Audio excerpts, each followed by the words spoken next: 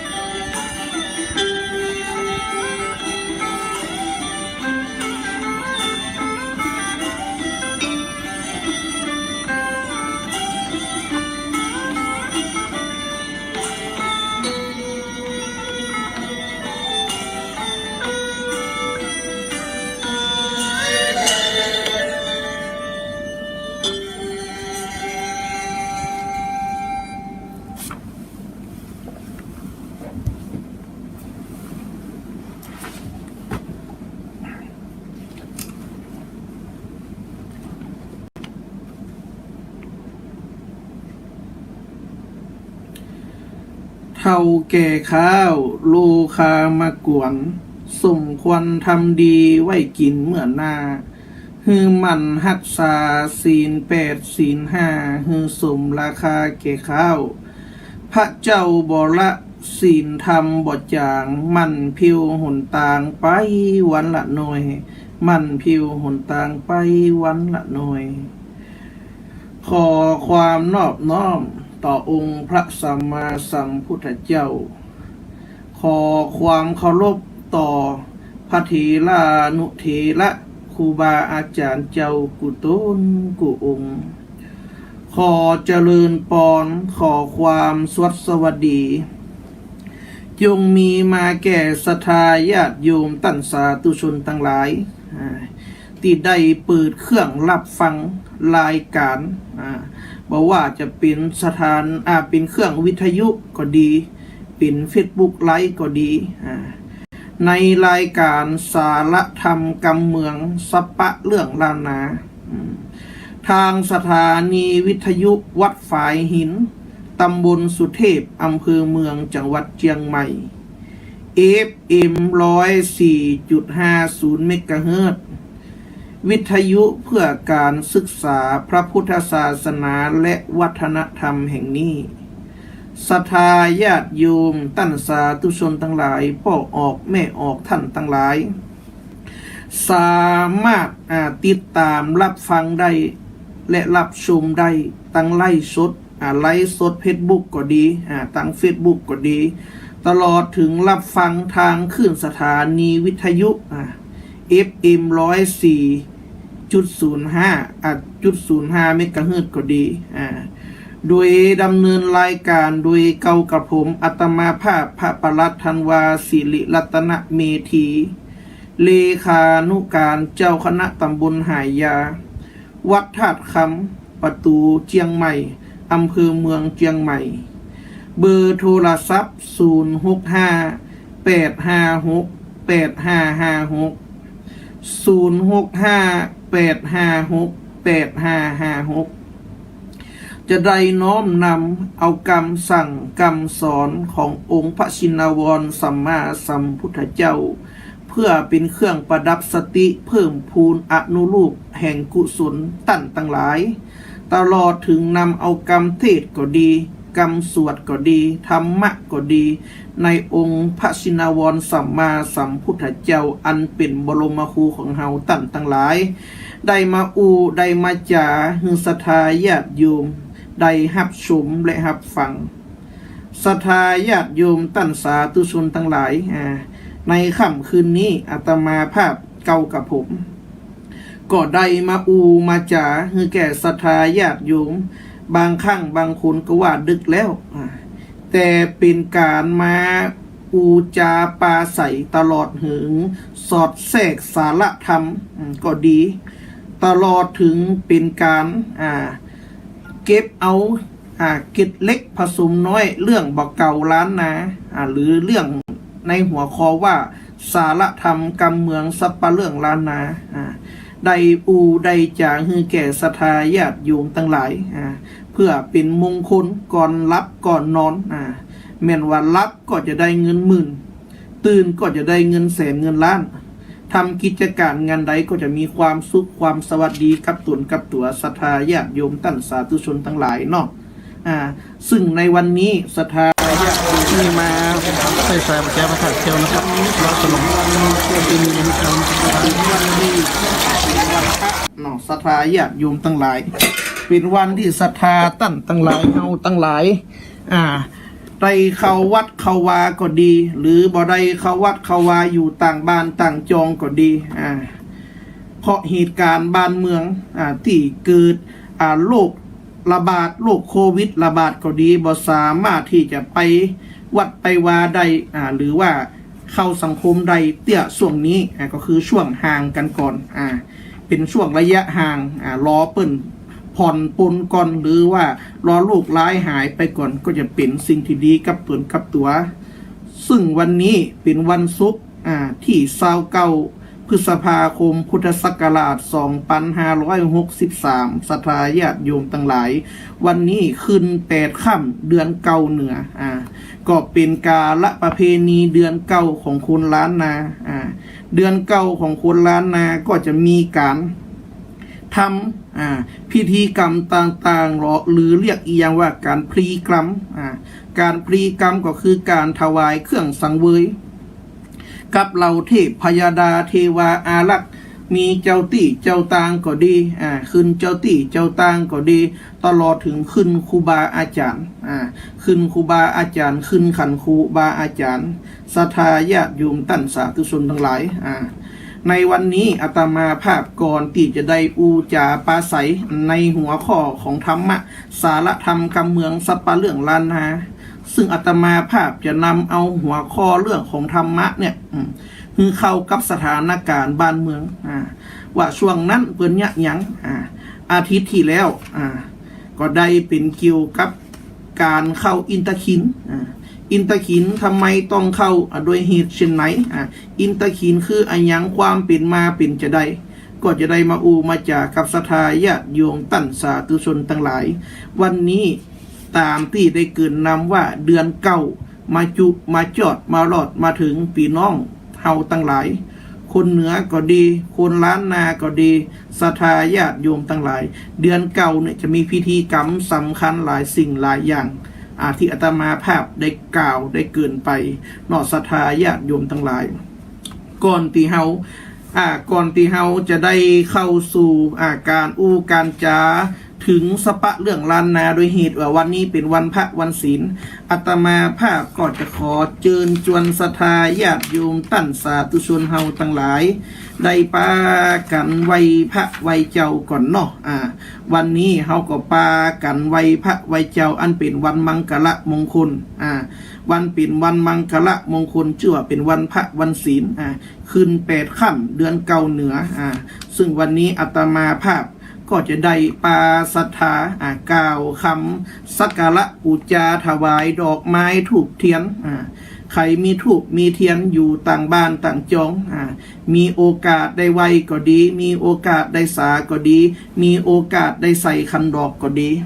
ก็ปากันอธิษฐานไว้เนื้อศรัทธาเนื้อนะโมตัสสะภะคะวะโตอะระหะโตสัมมาสัมพุทธัสสะนะโมตัสสะภะคะวะโตอะระหะโตสัมมาสัมพุทธัสสะนะโมตัสสะภะคะวะโตอะระหะโตสัมมาสัมพุทธัสสะโยสุปังคาวะละหังสัมมาสัมพุทโธ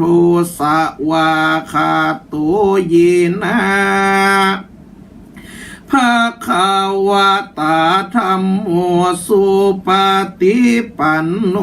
ยัสสะภะคะ วาตุสาวกะสังคูตังมะยังภาคะวันตังสะธรรมังสะสังฆังอิเมหิสักกาเลหิยะถาละหังอโลปิติหิอาภิปูชยามะสาธุโนพันติภาคะวาสุจิลาปาลินิพุตโตปิปัญชิมาชนะตานุกัมปมานะสาอิเมสักกาเลทุคาตาปันนากาลภูติปาติคานันตุอัมหากังทิคาลตังหิตายะสุขายาภาพุทธเจ้าตุนใดตุนหนึ่งอันเป็นอรหันตาตันสาลูลอยปาสาลูโดยชอบแล้วตุนใดก็ดีตุนหนึ่งอันเป็นทำอันพระพุทธเจ้าตุนใดได้กล่าวดีแล้วสังฆาสสาวกะแห่งพระพุทธเจ้าตุนใดได้ปฏิบัติดีแล้วผู้ข้าตั้งหลายผู้จาผู้นิติผู้ข้าตั้งหลายด้วยคบย้ำซึ่งพระพุทธเจ้าตุนนั่นตั้งพระธรรมตั้งพระสงฆ์ด้วยเครื่องสักการะปันนาการฝูงนิติผู้ข้าตั้งหลายคืนตั้งไว้ตามสมควรแล้วขอพระพุทธเจ้าตุนนั้นตนเข้าสู่ปะนิพพานแล้วขอจุงรับเครื่องสักการะบรรณาการของผุงคนอยากผุงนั้นของผู้ข้าเจ้าตั้งหลายโดยหาหรือไทยอันเป็นอันเอ็นดูคุณาชุมนุมคนปลายหลังเปื่องเป็นประโยชน์จะน่าแลความสุขแก่ผู้ข้าตั้งหลายเสียงจีละการอันนานอันหนึ่งด้วยกุศล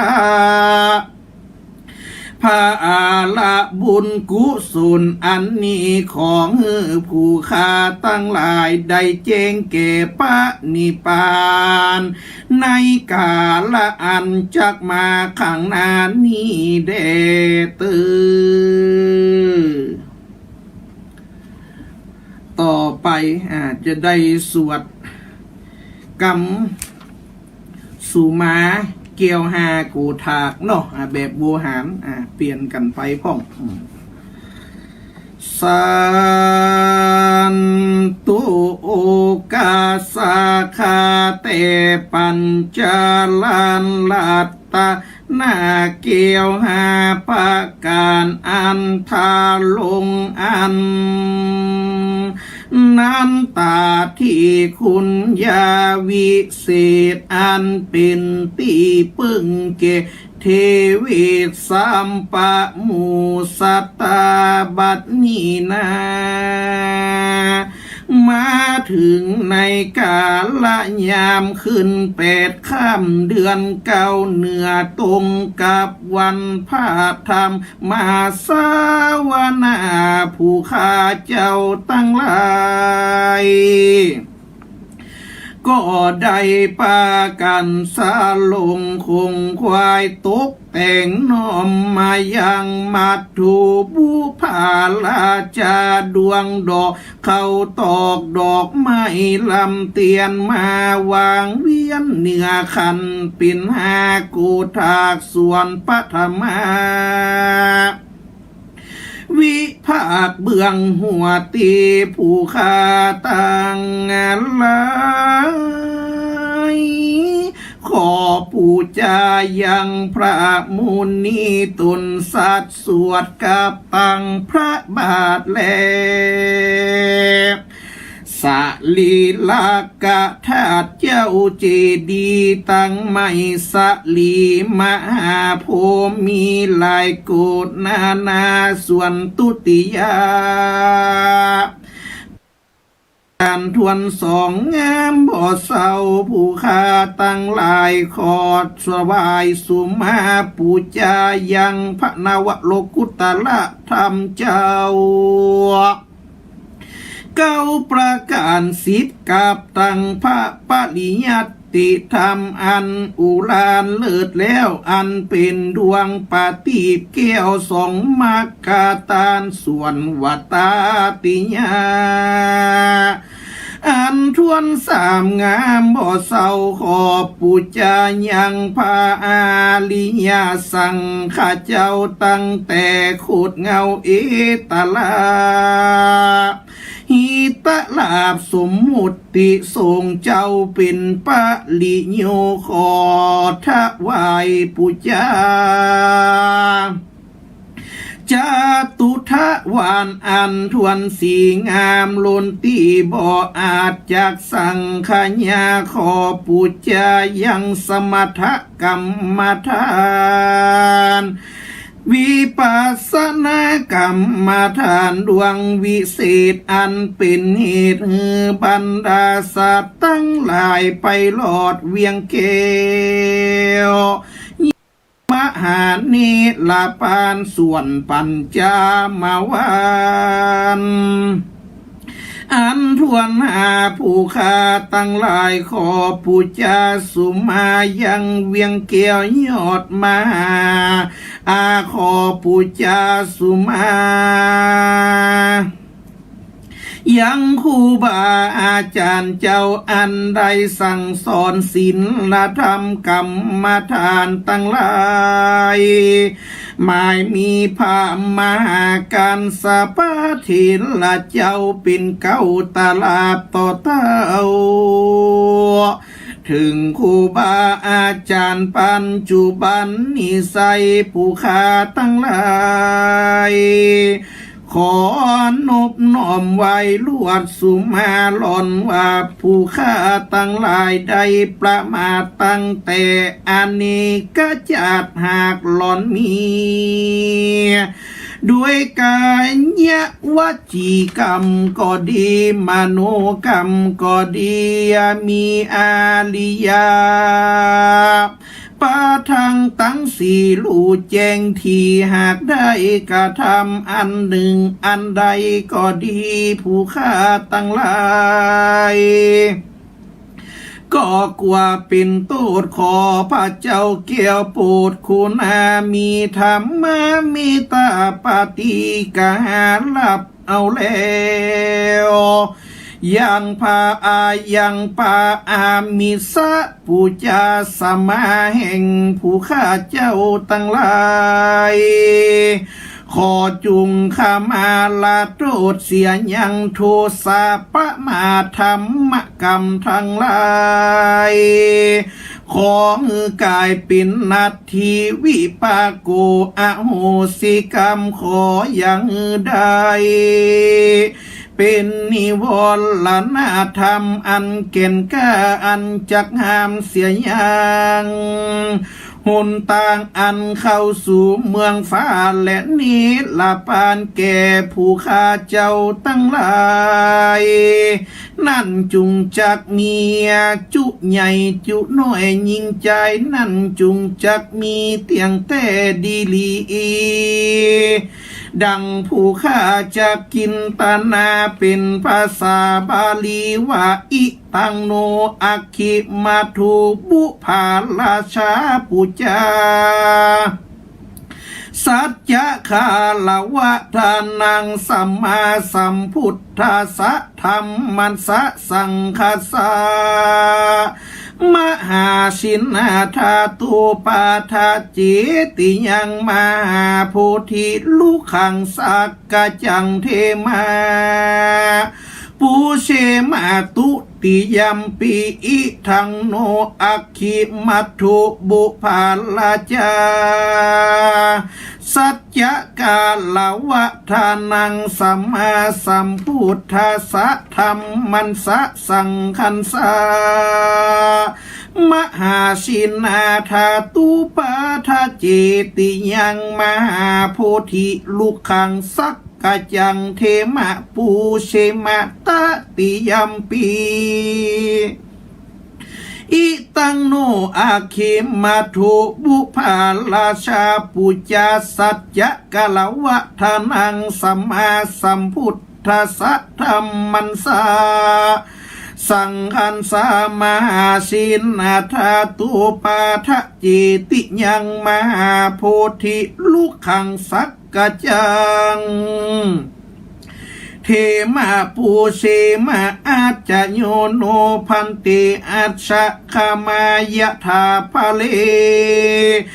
ยะธามูลหิยะธาอากุสเลเยมะยังพุทธธรรมสังฆสังฆเตสุลัตตเนสุอาติเตวาปัญจุปันในวาอาวิวายะทิวาละหูวากาเยนะวาวาจายะวามนะสาวาสุทินังสัพพันนาตุสังขมันตุโนที่จบลงไปนี้ก็คือกรรมสักการะปูจาขันดอกไม้ถูกเทียนคำสุมาเกลฮาโกหัดถากแบบโวหารด้วยย่อๆด้วยล้านนาเนาะเพราะตอนนี้อาตมาภาพกำลังออกสถานีวิทยุเนอะสถาญาติโยมที่รับชมรับฟังทาง Facebook ไลฟ์ก็ดีทางญาติโยมคนไทยถ้าญาติโยมต่างประเทศก็ดีดังนั้นก็เลยเอาแบบฉบับย่อๆไปก่อนเพื่อเป็นการได้สวดได้อธิบายให้ศรัทธาญาติโยมได้ฟัง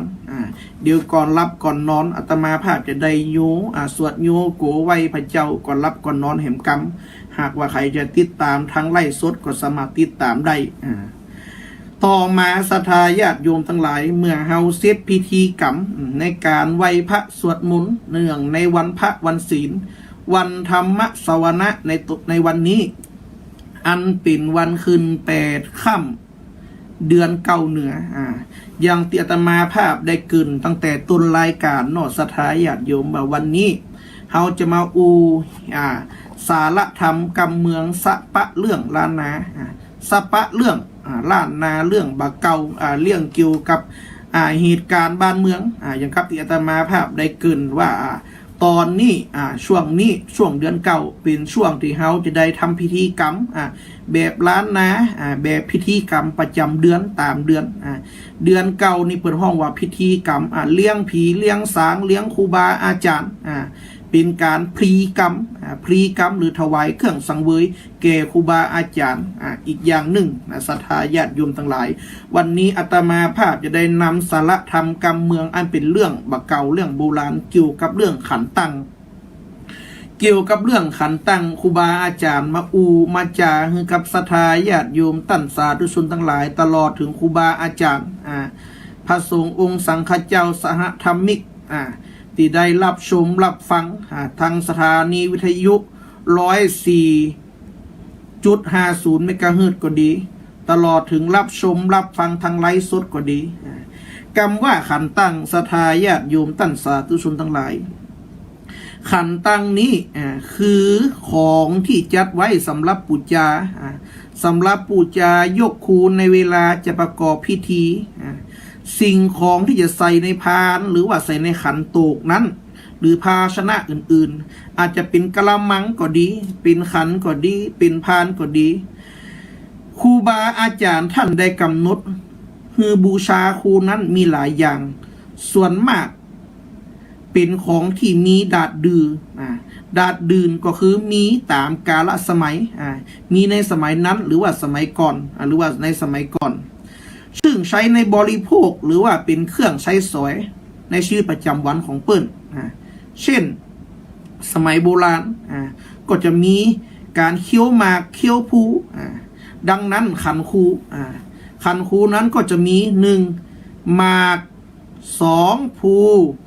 สามดอกไม้สี่เทียน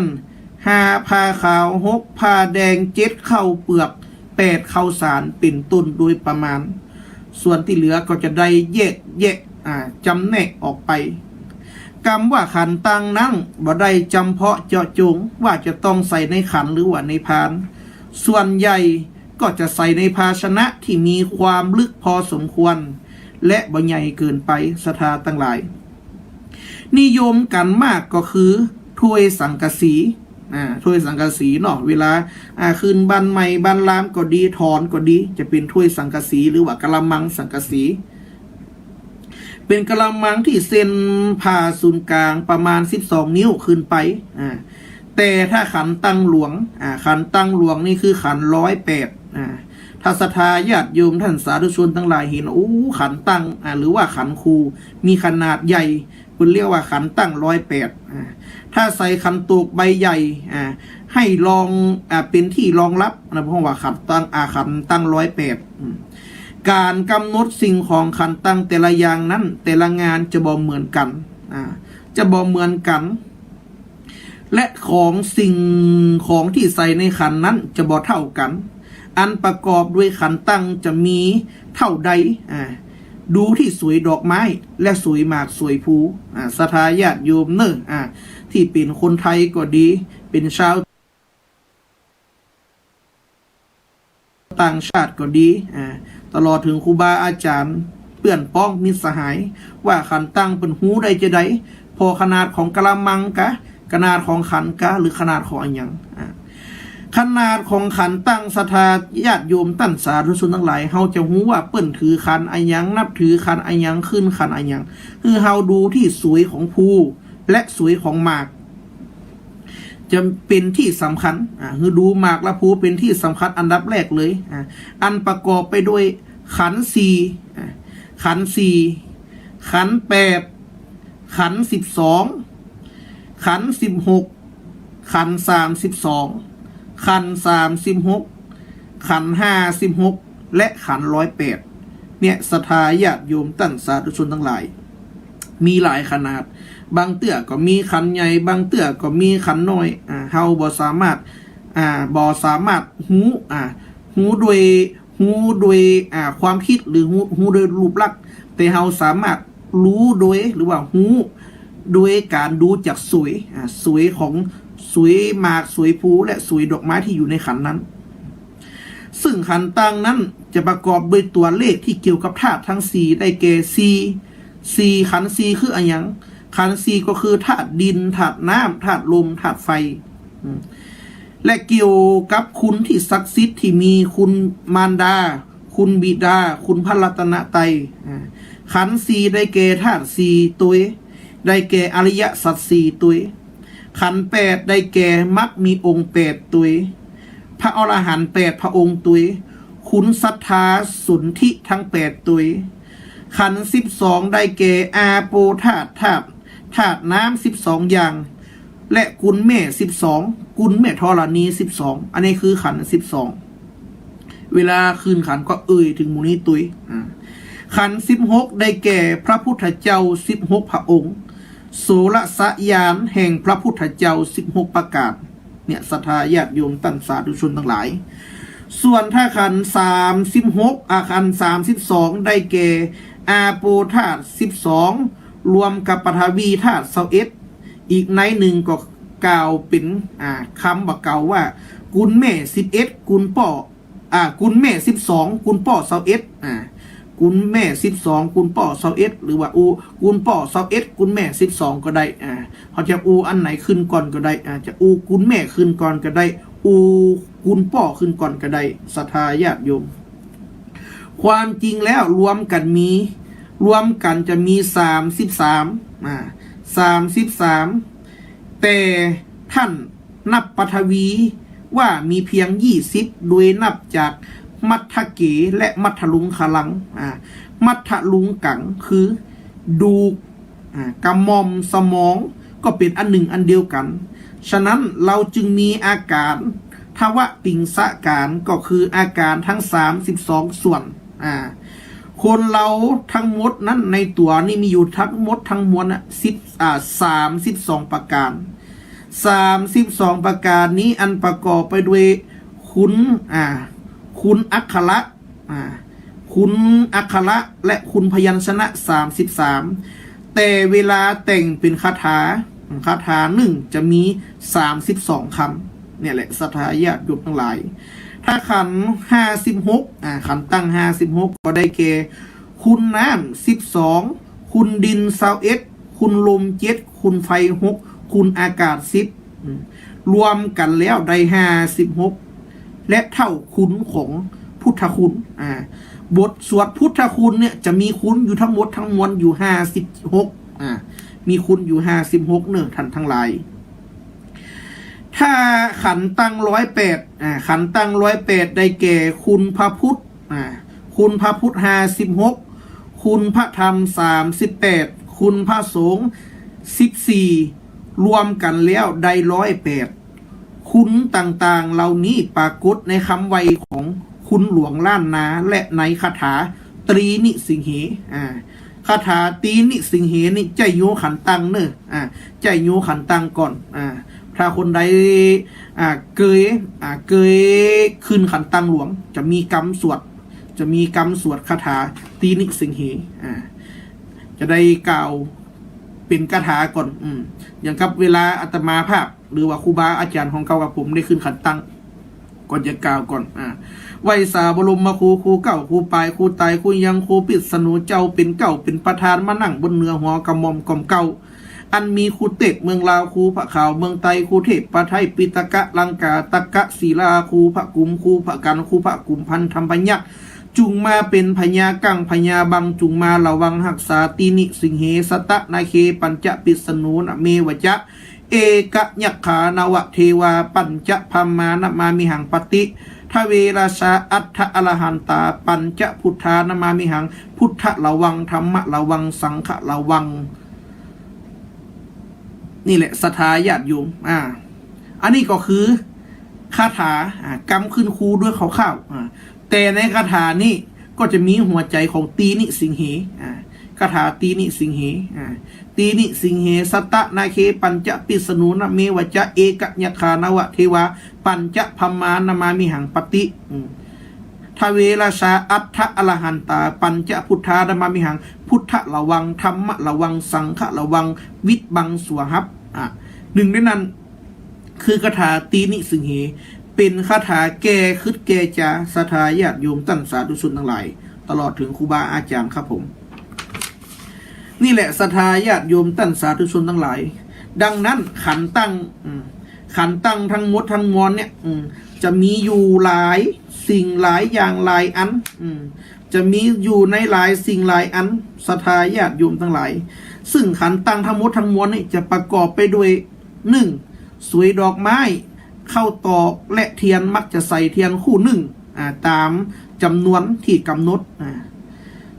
สวยหมากสวยภูสวยละ4 ใบหมาก4 คำตามจำนวนที่กำหนดเทียนขี้ผึ้งแท้หนัก1 บาท1 บาทเท่ากับ15 กรัม1 คู่เทียนเล่มกา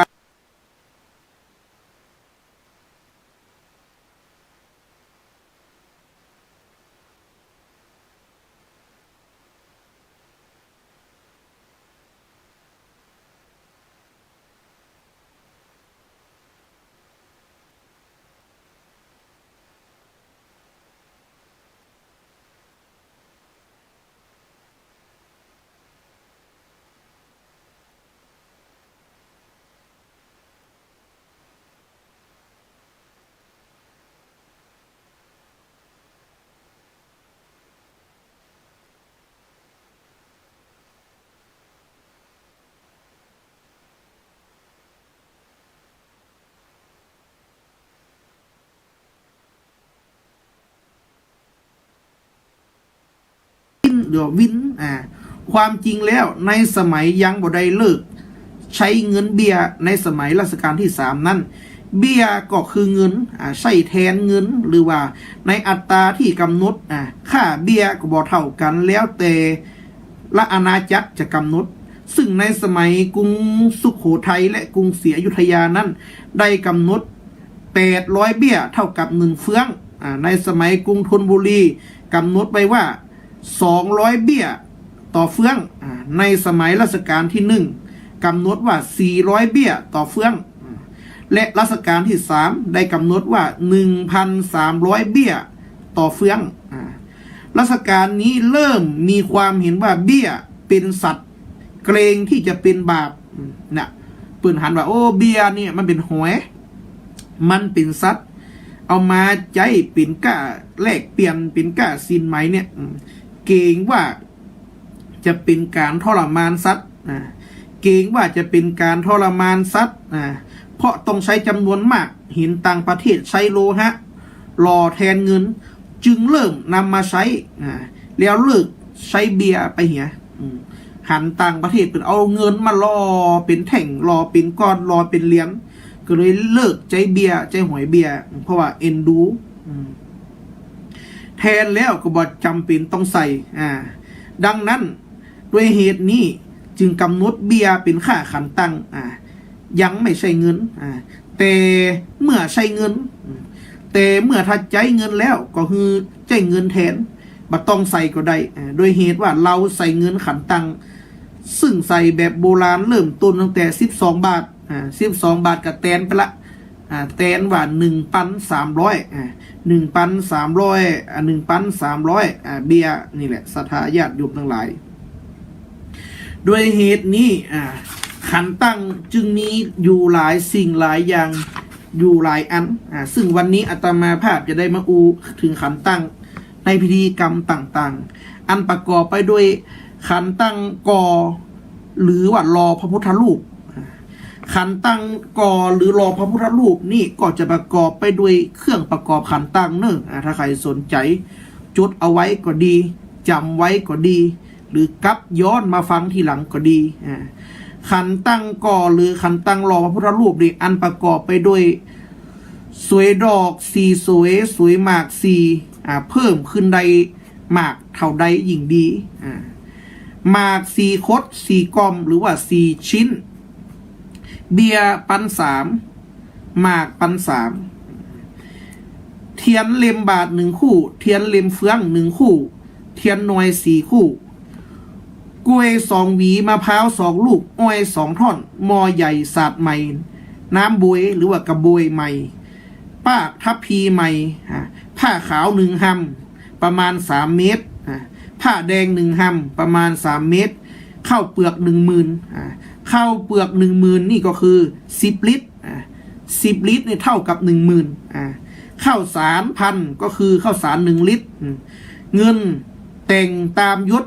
คือ300ก็ดี600ก็ดี1,000ก็ดีทองก็ดีคำก็ดีหรือว่าเงิน1,200ก็ดีอันนี้แล้วแต่ขันตั้งนะครับศรัทธาญาติโยมท่านสาธุชนทั้งหลายอันนี้คือขันตั้งในการขึ้นหรือว่ากอพระพุทธรูป2ขันตั้งในการต่างชัดหรือว่าขันตั้งยกยอดชัดเจดีย์เขาจะเปลี่ยนยอดเจติยะยอดมหาชัดเจติยะสร้างอันใหม่ก็ดีแม้ว่าอันเก่านั้นได้เลิกล้างหยาดยาหรือว่าบูรณะซ่อมแซมก็ดีเพื่อจะให้วัดมีสลีมีสีมีเดชะกับวัดกับวาก็ขอให้จัดตั้งขันตั้งของการยกเจดีย์ยกชัดอันประกอบไปด้วยสวยดอก16 สวยพลูหมาก16หมาก16 คด16 กอมเบียร์10,000หมาก10,000เทียนเล่มบาท104 เล่มเทียนเล่มเงิน2 คู่เทียนเล่มคำ2 คู่เทียนเล่มหน่อย16 คู่กล้วยเครือมะพร้าวเครือหรือว่า1 ทลายศาสตร์ใหม่4 ผืนหม้อใหม่4 ลูกหวี4 ใบน้ำต้นคันโทใหม่4 ผืนน้ำต้นคันโทใหม่4 ต้น4 อันผ้าขาว2 หำ2 หำนี่ก็6 เม็ดผ้าแดง2 หำก็6 เม็ดข้าวเปลือก10,000ข้าวสาร 1,000เงิน1,000 คำ 100 บาทพันคำคือ100 บาทหรือปริวักจากพับเรือหรือว่าจะใส่หนักมากกว่านั้นก็ได้แต่ว่าถ้าใส่เงินพันคำก็คือ100 บาทเนอะตามขันตั้งของการยกชัดเจดีย์นะครับผมต่อไปขันตั้งที่3คือขันตั้งถอนพระพุทธรูปวิหารเจดีย์แต่นแก้วอุโบสถเฮาอยากจะลื้ออยากจะถอนอยากจะสร้างใหม่คือดีต้องทำขันตั้งคือถูกตามหีดหอยโบราณเครื่องขันตั้งของการสวดถอนพระพุทธรูปวิหารเจดีย์แท่นแก้วอุโบสถอันประกอบไปด้วยสวยดอก16สวยภู16สวยหมาก16ขด16ก้อมเบี้ยหมื่นหมากหมื่นเทียนเล่มบาท8คู่เทียนเล่มเฟือง16คู่เทียนเล่มน้อย108เล่มผ้าขาว1หำผ้าแดง1หำอย่างละ3เมตรข้าวเปลือกตางข้าวเปลือกตาง1กระบุงหรือประมาณ20 ลิตรข้าวสารแขงหรือประมาณ3 ถึง 5 ลิตรเงิน3คำ3ซี่ทองคำเปียว30 แผ่นช่อ16 ตัวสัตว์1 คันศาสตร์ใหม่หม้อใหม่น้ำตุนมะพร้าว1 คะแนงกล้วย1 เครืออ้อย1 เบกอันนี้คือขันตั้งในการถอนวิหารพระพุทธรูปเจดีย์นี่แหละศรัทธาญาติโยมหรือว่าศรัทธาญาติโยมศรัทธาที่รับชมรับฟังอยู่ต่างบ้านต่างจองคนไหนมีข้อสงสัยสามารถจะโทรมาสอบถามได้โทรมาถามหน้าไมค์ก็ได้อาตมาภาพจะได้อธิบายโทรมาถามหน้าไมค์ก็ได้อาตมาภาพจะได้อธิบายเบอร์โทรก็คือ0658568556ถ้าโทรมาตอนนี้ก็คือโทรในรายการวิทยุเนาะโทรในรายการต่อไปเป็นขันตั้งกินอ้อพญาขันตั้งกินอ้อพญานี่คนใดจะขึ้นขันตั้งกินอ้อพญาคือมีสติปัญญาความจำเฉลียวฉลาดมีความรู้แจ้งเห็นจริงมีความที่ความจำบ่ลืมบ่เลือนคือขึ้นขันตั้งกินอ้อพญาอันประกอบไปด้วยสวยดอกไม้36สวยหมากภู36เบี้ย1,300หมาก1,300เบี้ย1,300หมาก1,300เทียนเล่มบาท1 คู่เล่มเฟือง1 คู่เทียนเล่มเล็ก8 คู่ผ้าขาวผ้าแดงวาข้าวเปลือก10,000ข้าวสาร1,000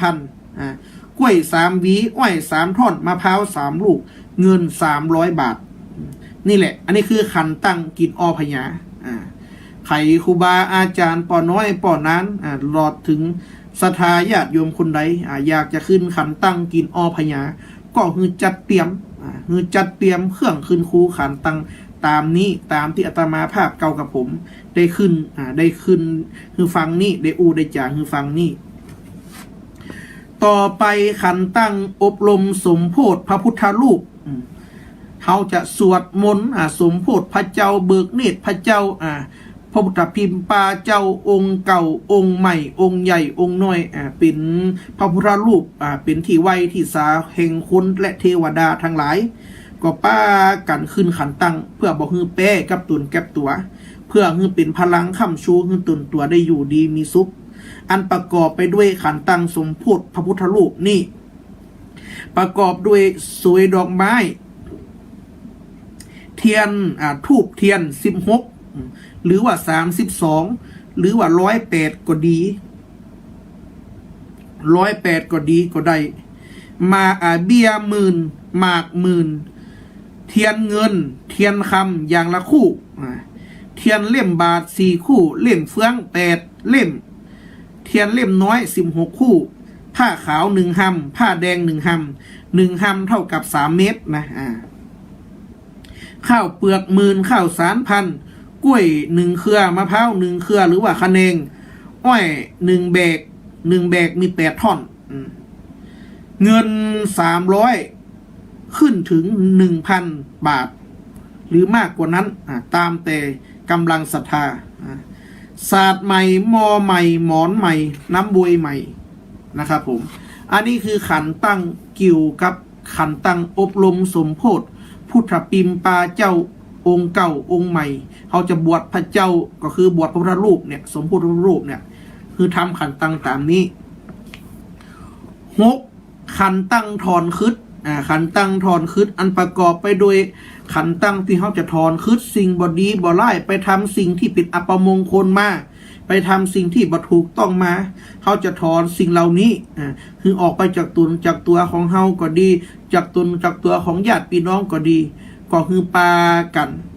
ก็คือปากันแปลงขันตั้งคืดนี้เพื่อแก้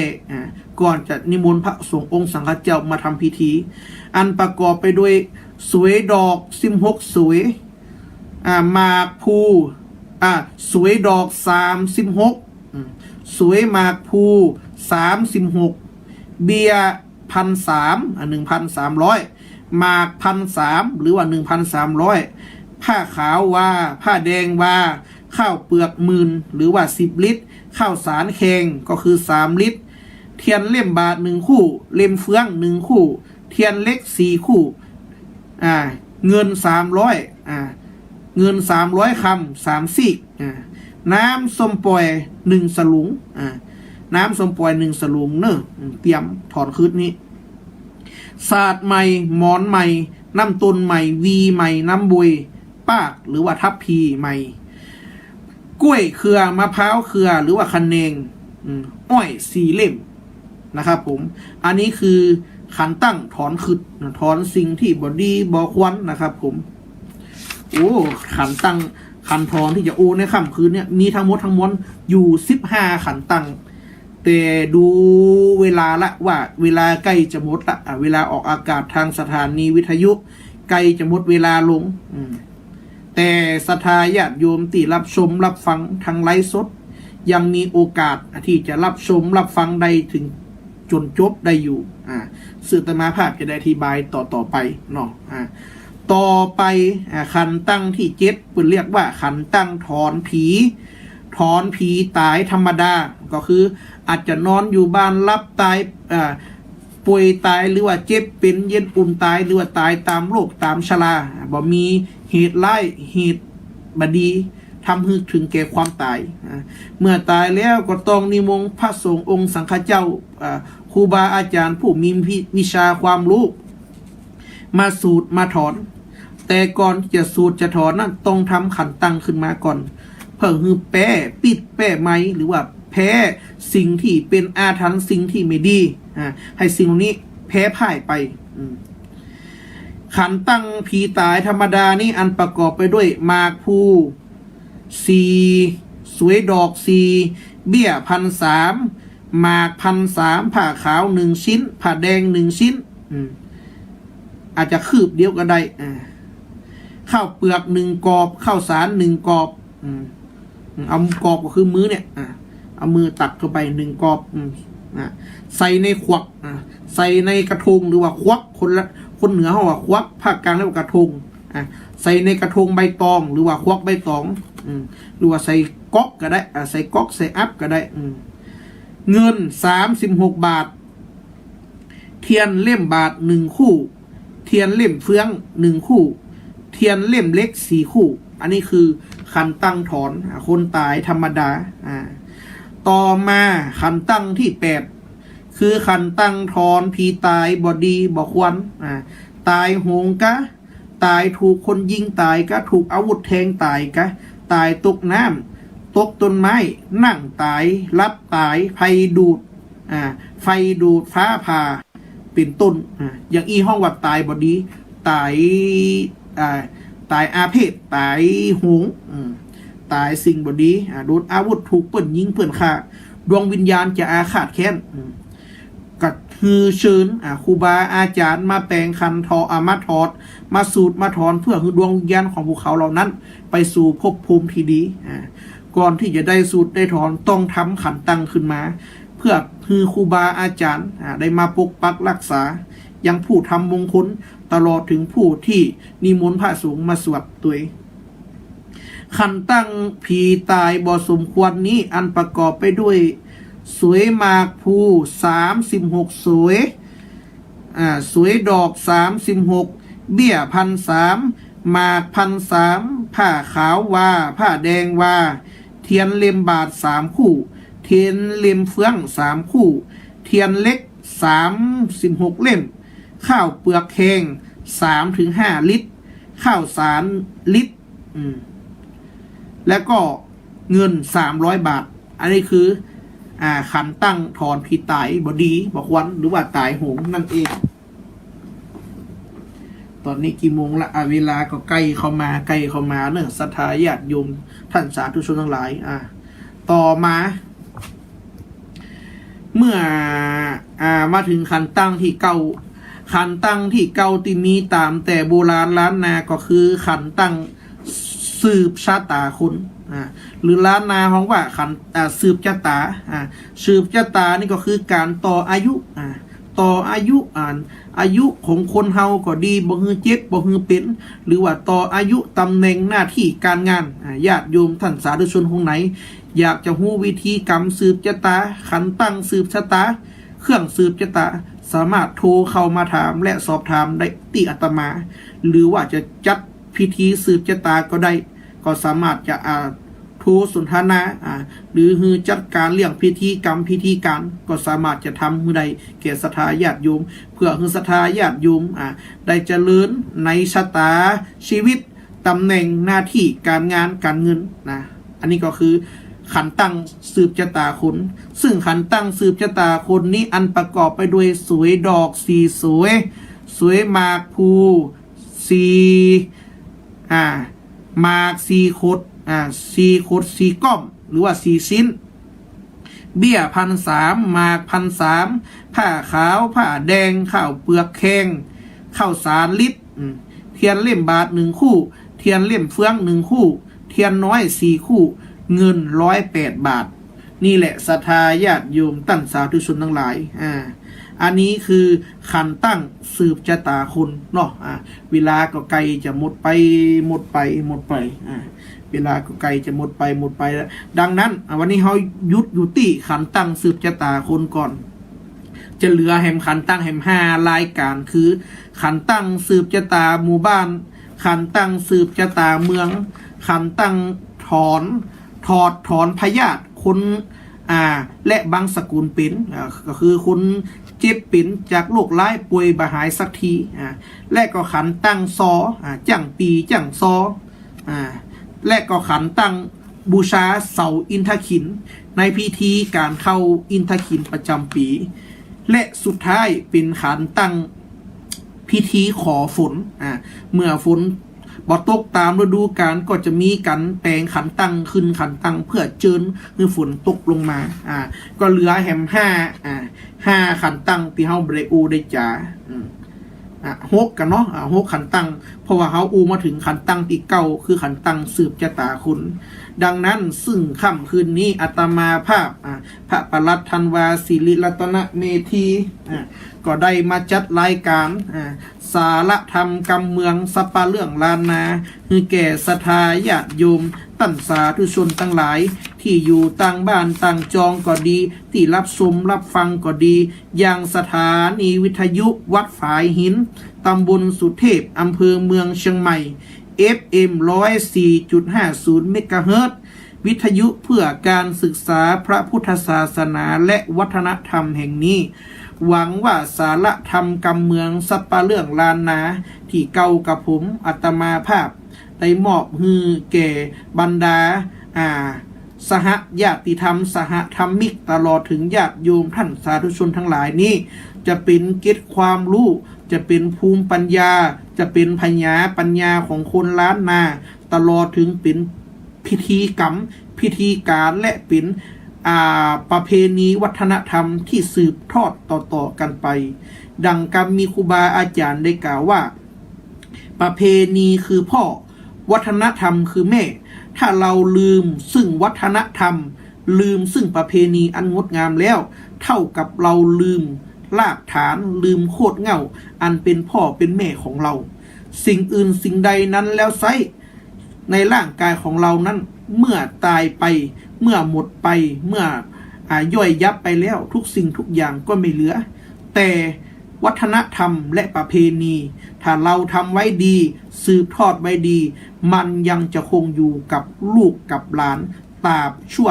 นานและนานต่อไป